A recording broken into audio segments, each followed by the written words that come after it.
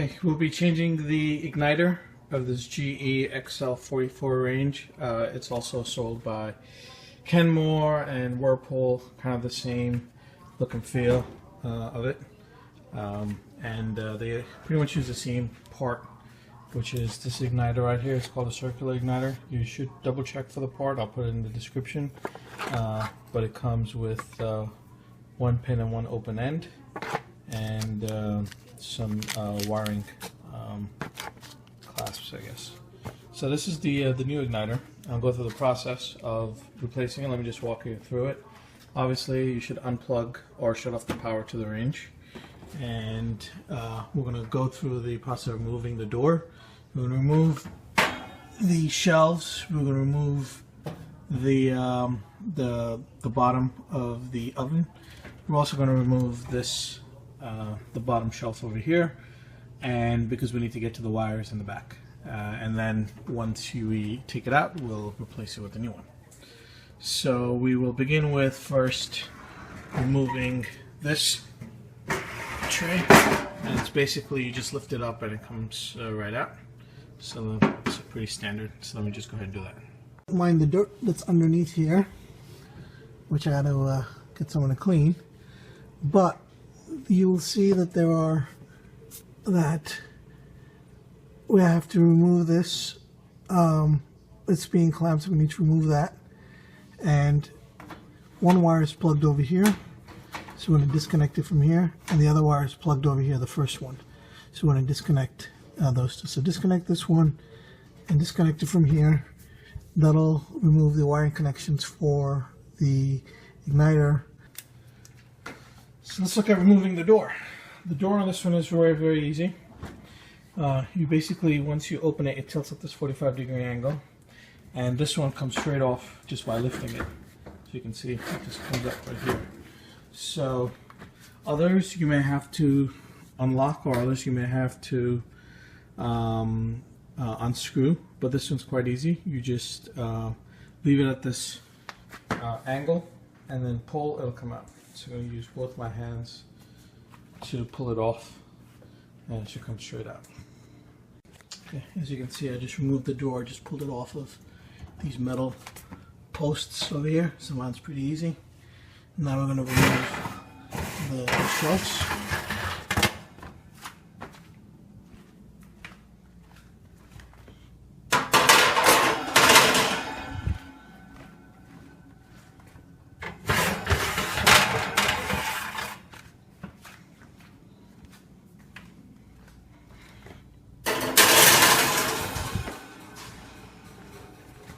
Okay, after you remove the shelves, there are, I need a light.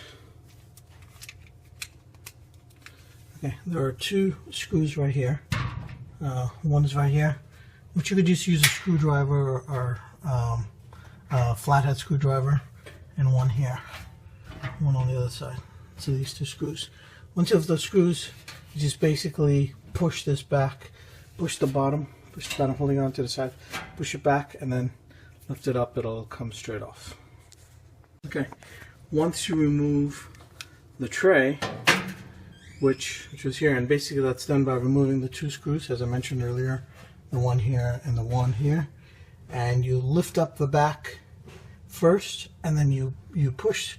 So you basically lift up the tray, you push it to the rear so that it comes out of these the slot in here, and then you remove it. A little bit tricky, but pretty easy to remove. So lift up the slot, lift up the back,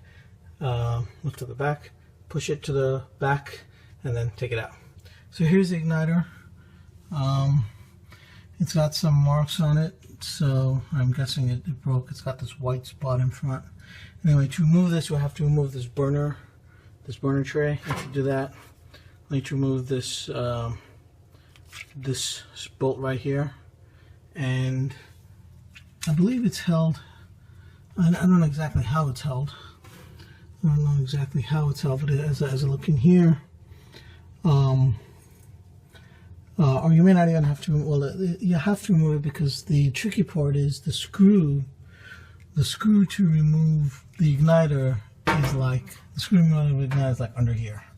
it's kind of tricky to, actually, let me see.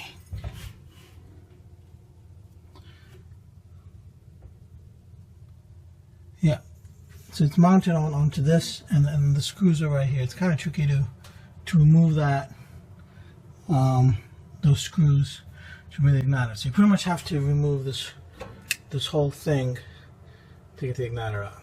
So I'm going to remove the screw first, see what's holding it in the back of there, and I'll probably have to go, underneath here to disengage it. Now you will likely have to get on the floor to remove these two screws. Unfortunately, it's right up here.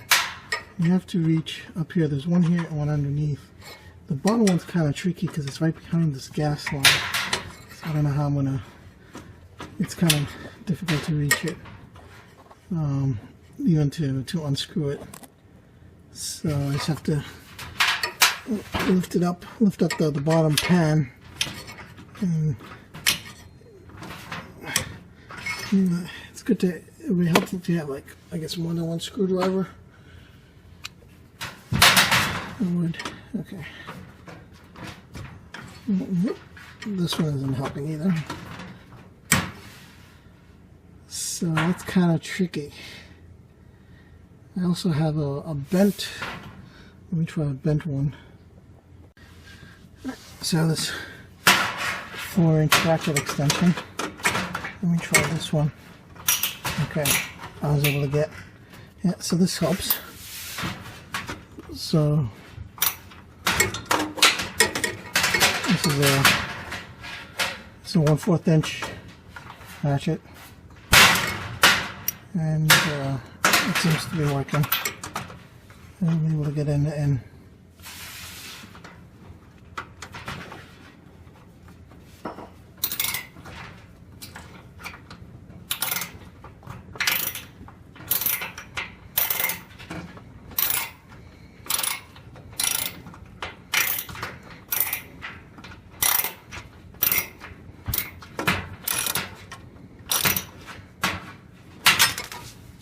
Okay, so we'll get out the bottom one.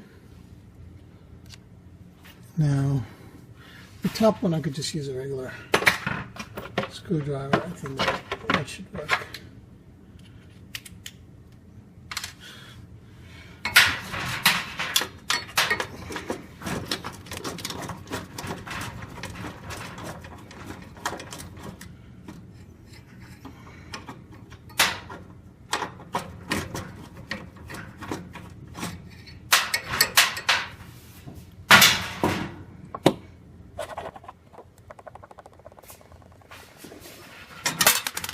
Alright, that's 2 screws.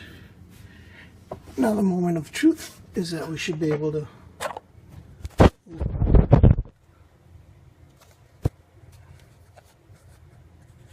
lift this up. And yeah. Now let's just unplug. Now we'll unplug the wires, and as I mentioned, there's this wire right here. So I'll just kind of difficult to do holding the camera, so just 1 second.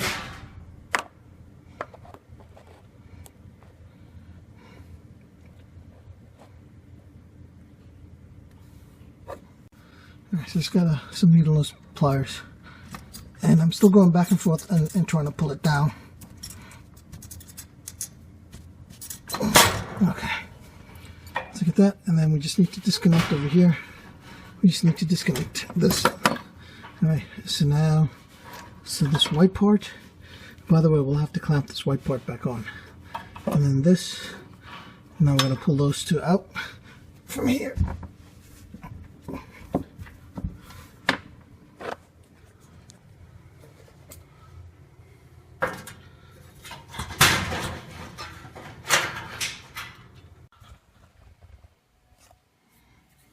Okay, so here's the burnt igniter, and it's basically these screws we have to remove. By the way, these are all 1/4 inch screws, so you don't even need a bit. So if you have any of these sockets, they go straight in, so you don't even need any of these bits to remove. So the one underneath the range to remove this burner was also 1/4 inch, and this one's also 1/4 inch. Okay, just don't drop it like I did. And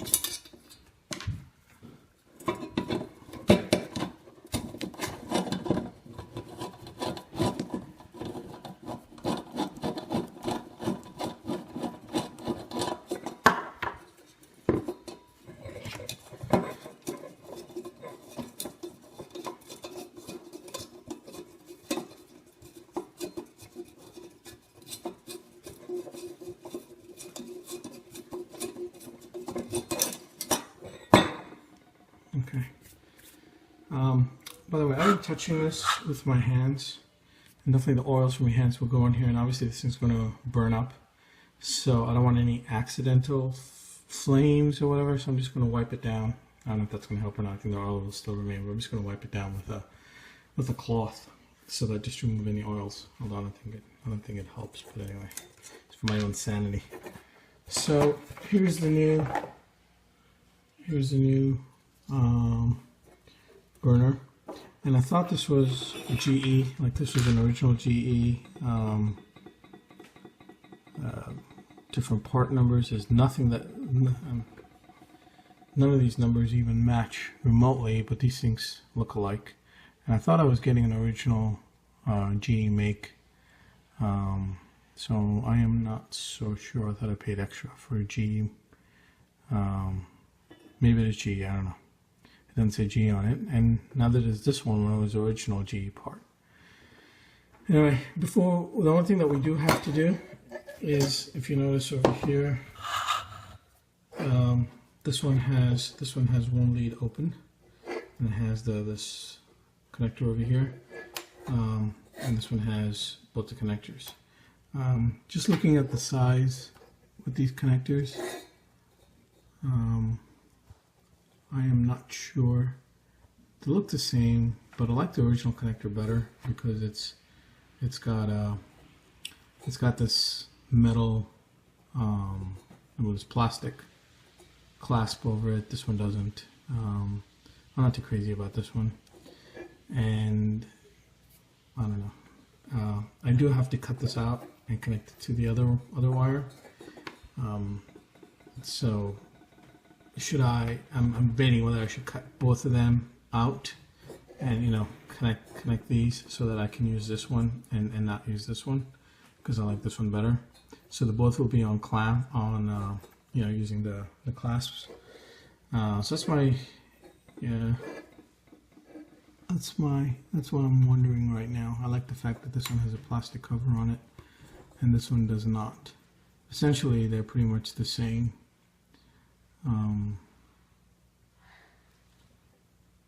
But I like it how this one, it's well, there's no free voltage. Like it's nice and hardwired. Here it's kind of bare, so I'm not too crazy about that.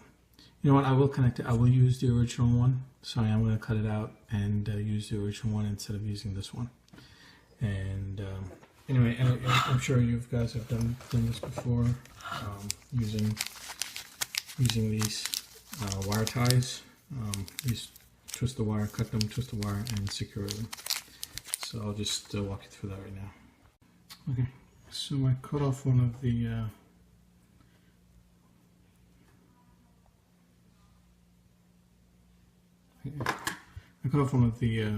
leads from the original one because I need to connect this one to the new one. So I'm just cleaning out. It's like some kind of fabric, maybe fire retardant fabric. I don't know. And there's that, and then here's the wire of the new one. And what we'll do is we will just tie it together.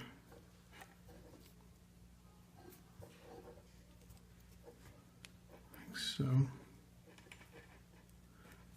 then we'll use the wire wraps that it came with.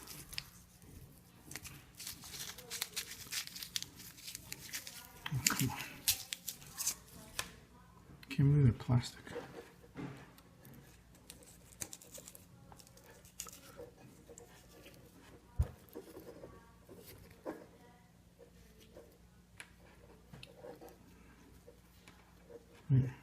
So here's one,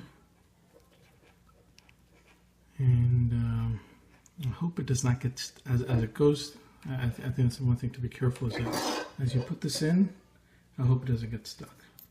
You know what, I'll change my mind. I'm just going to put this in the way it is without having to use this one for now. Okay, so let's mount the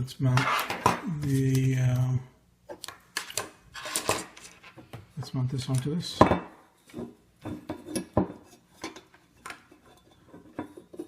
And this is how it was held. Well, let's figure out. I forgot how it was held. I don't know whether it was held this way.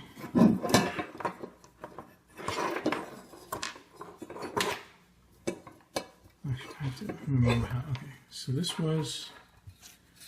how it was underneath. It was underneath. I believe it was held this way, like so. All right.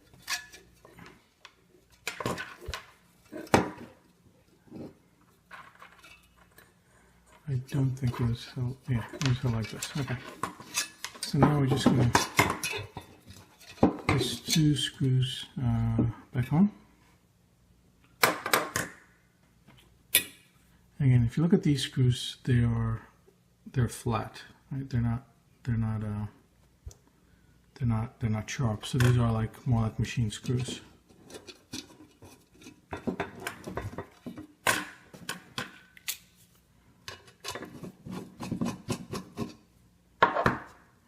So I'll put one in partly I should say. So that I tighten it, and then I put the other one in. And then I tighten.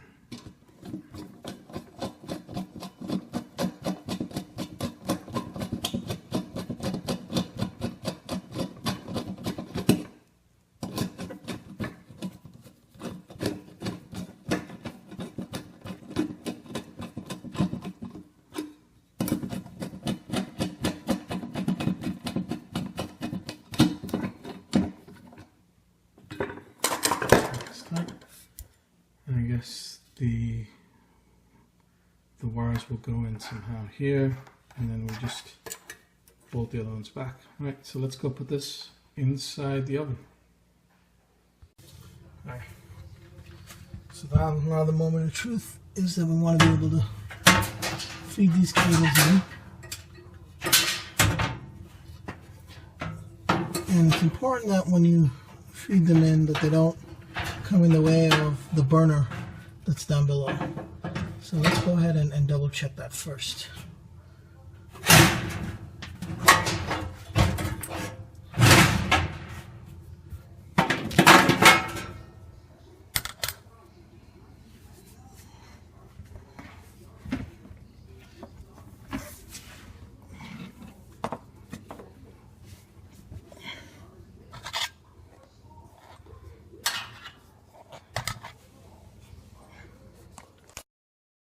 Okay, so after we fed the wire from the top, here's the wire. It's not long enough to reach this post. I'll be pulling it.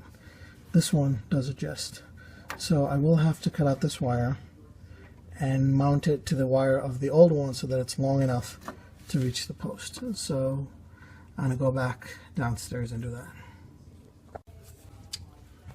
Okay, so before I connect the wires, which is namely this green one and the red one that's over there, I need to make sure that this is secure. And only for this to be secure, I don't know if you can see the two holes. I sort of have to hold it at a height like this for those holes to align, screw it in. So I just can't leave it here, because this thing will go down. So you need to lift this up, make sure the holes are aligned before I do anything. So that's what I do first. I'm going to mount this burner first to the back, and then connect the wires, so that I can pull the wire as much as possible that I need, and not have not have much wire up on top. So this way this thing is secure. So I need to secure the burner first. Let me just move the light over here so you can see better. So I was able to secure those two screws that you see here on top. All right, the two black ones. I had to use some Scotch tape to make sure that the screw hole gets holds in my bit, or my screwdriver. Sorry, and unscrew it. As you can see, this burner is suspended from that brass part. I haven't connected the wires yet, which I'm going to do right now.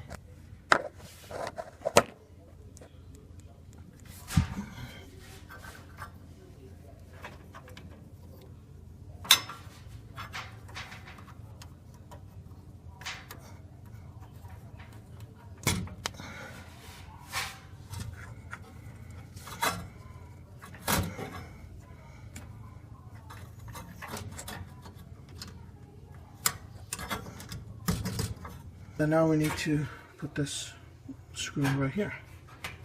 I'm going to do that right now.